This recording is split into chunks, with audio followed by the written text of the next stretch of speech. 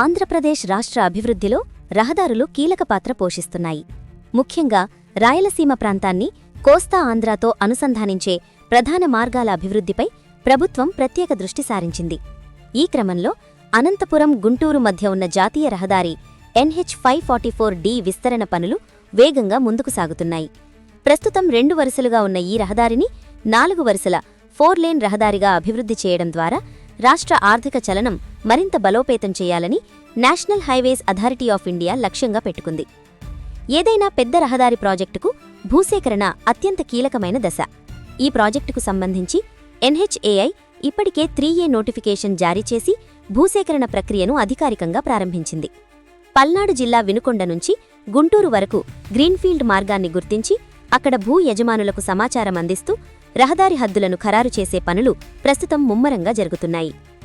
రహదారి ఖచ్చితంగా ఏ ప్రాంతం గుండా వెళుతుందో నిర్ధారించేందుకు పెగ్ మార్క్ అనే హద్దుల గుర్తింపు ప్రక్రియను NHAI చేపట్టింది. ఇందుకోసం ప్రత్యేక బృందాలను క్షేత్రస్థాయిలోకి దింపారు. ఈ ప్రక్రియను 2026 జనవరి 9లోపు పూర్తి చేయాలని అధికారులు లక్ష్యంగా పెట్టుకున్నారు. ఈ సర్వే పనులు సజావుగా సాగేందుకు స్థానిక రెవెన్యూ యంత్రాంగం సహకారం కీలకం కావడంతో NH ప్రాజెక్టు డైరెక్టర్ పార్వతీశం జిల్లా సంయుక్త కలెక్టర్కు లేఖ రాసి సమన్వయం కోరారు. ఈ రహదారి ప్రాజెక్టు 3 జిల్లాల గుండా సాగుతుండటంతో పనులను జిల్లావారీగా విభజించారు.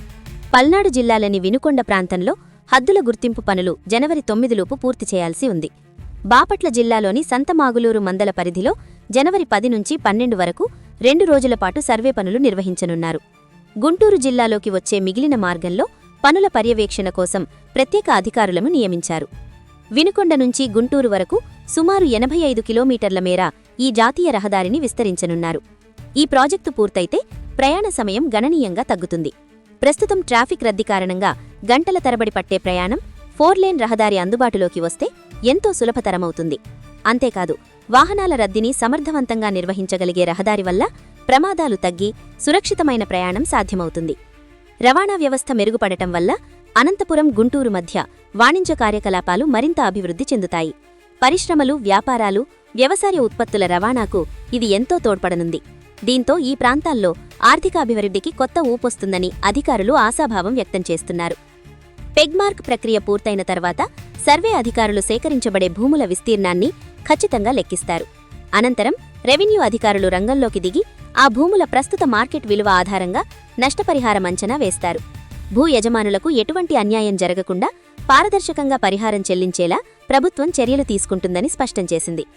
డీటెయిల్డ్ ప్రాజెక్ట్ రిపోర్ట్ ప్రకారం ఈ ఏడాది మార్చి నుంచే ఈ భారీ రహదారి ప్రాజెక్టుకు సంబంధించిన పనులు ప్రారంభమయ్యాయి. ప్రస్తుతం జరుగుతున్న భూసేకరణ మరియు సర్వే ప్రక్రియలు పూర్తయిన వెంటనే నిర్మాణ పనులు కూడా మొదలయ్యే అవకాశం ఉంది. ఈ ప్రాజెక్టు సామాన్య ప్రయాణికుల నుంచి వ్యాపారవేత్తల వరకు అందరికీ మేలు చేసే కీలక మౌలిక సదుపాయంగా నిలవనుంది.